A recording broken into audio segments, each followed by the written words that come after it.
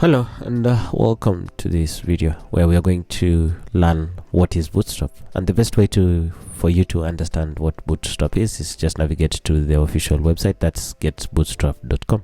So Bootstrap is a way for us to build static website in a quick and efficient manner.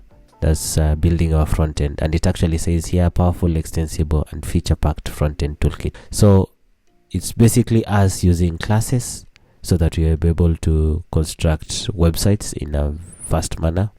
These are not usable websites in the sense of they're active and you're going to put in your username and then stored in a database. No, we start with how to scaffold a website, and then we'll be able to send that to back-end developers who are going to beta it. To understand what Bootstrap can do, we're just going to open the examples in another browser, and these are the snippets. This is what we can do. So we can create headers, different sidebars, and also create models like this, and create list groups. Like, it has all these elements, and I hope there is also an example of a fully completed Bootstrap page. So let me see Bootstrap free as an example. Then let me just see what I'm just googling that to show you. So if we live preview this is such an example. There's no paid promotion with Villa or whatever this is. I've just picked up an example. This is what Bootstrap can do. It can help you create such type of websites in a fast and efficient manner. These are cards, etc, etc.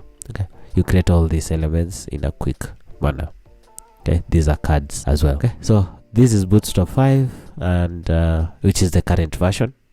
You're able to see all these items because Bootstrap is brought to you free. It's an open source project. That's why we are going to learn it in this tutorial series. See you in the next tutorial where we are going to learn about how to install Bootstrap 5. See you then. Bye bye.